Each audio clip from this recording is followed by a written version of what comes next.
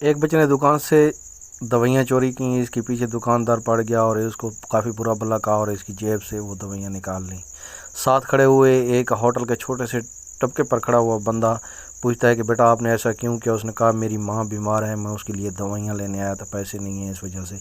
تو اس نے اس دکاندار سے پتہ کیا کہ کتنے پیسے ہیں، پھر اس نے خود نکال کے 500 روپیہ دے دیا اور دوائیاں لے لیں، اور ساتھ کھڑی اپنی بیٹی کو بتایا جو ہوٹل پر اس کے ساتھ مدد کرتی تھی، اس کو بتایا بیٹا یہ شاپر جو کھانے کا ہے وہ بھی مجھے دے دے۔ تو اس بچی نے یہ شاپر دے دیا اور اس نے یہ شاپر میں دوائیاں بھی ڈال دیں اور بچے کو کہا کہ بیٹا گھر چلے جاؤ اور ماں کو کھانا کھلا کے پھر دوائیاں کھلانا، ٹھیک ہے؟ واپس چلا گیا بچہ۔ تو اسی طرح چلتا رہا، اور یہ جو بندہ سامنے کھڑا ہے جو نظر آتا ہے، یہ کافی ٹائم 20 سال 25 سال کے بعد جب اس کی بچی بھی جوان ہو جاتی ہے اور یہ تھوڑا بوڑھا ہو جاتا ہے، اس کے پاس جو بھی بندہ آتا ہے یہ اس کی اسی طرح مدد کرتا ہے۔ تو کوئی بھی بندہ آ جاتا ہے اس کے سامنے، یہ اسی طرح اس کی مدد کر دیتا ہے۔ یہ سلسلہ اس کا اسی طرح نیکی کا چل رہا ہوتا ہے۔ ایک دن اچانک اس کے دماغ کو چکر آنے لگے اور کافی زیادہ سٹریس کی وجہ سے یہ بندہ گر جاتا ہے۔ ساتھ کھڑی ہوئی اس کی بیٹی کی اس کی نظر پڑتی ہے تو اس سے سارا کام چھوٹ جاتا ہے، سامان گر جاتا ہے اور بھاگ کر وہ اپنے والد کو آ کے اٹھا دیتی ہے۔ جوں ہی یہ گرتا ہے زمین پر، بچی آئی، اس نے آ کے اٹھا دیا تو اس کو لے کر ہسپتال چلی جاتی ہے۔ جب بچی ہسپتال میں ڈاکٹر کے پاس اس کو لے کر جاتی ہے تو اس کا جو مسئلہ تھا وہ ڈاکٹر نے بتا دیا اور سارا سبجیکٹ لکھ کر دے دیا کہ اس کے اتنی علاج پر رقم خرچ ہوگی۔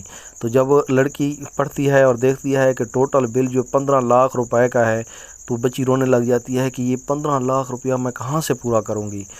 تو اسی طرح یعنی کہ فون کرتی ہے رشتہ داروں کو، سارے رشتہ دار دوست اس کو منع کر دیتے ہیں۔ تو کافی زیادہ یہ پریشان ہوتی ہے اور بار بار بل کو دیکھتی ہے، پھر اپنے دماغ میں سوچتی ہے کہ آخر میں کیا کروں، ہمارا گھر جو بھی کچھ تھا ہوٹل وہ بھی چلا جائے گا، لیکن پھر بھی اس کے جو اخراجات ہیں پورے نہیں ہوں گے۔ بچی رونا شروع کر دیتی ہے اور کافی زار و قطار روتی ہے، بہت زیادہ رو رہی ہوتی ہے۔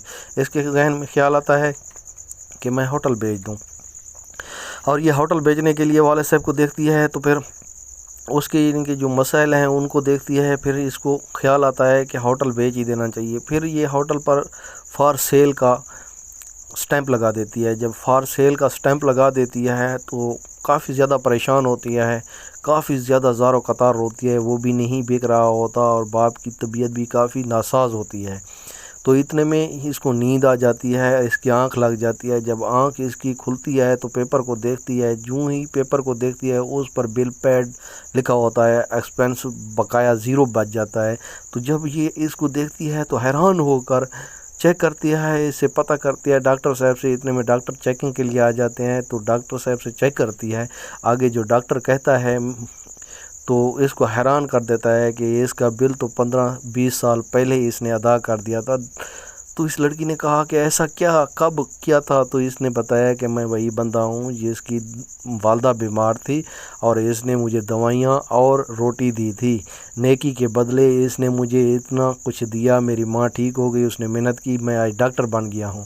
تو یہ بچی رونے خوشی کے آنسو روتی ہے کہ میرے والد صاحب کی کوئی نیکی کام آ گئی، اور ڈاکٹر صاحب کہتا ہے کہ اس کی تمام ذمہ داری میرے اوپر ہے، جب تک یہ ٹھیک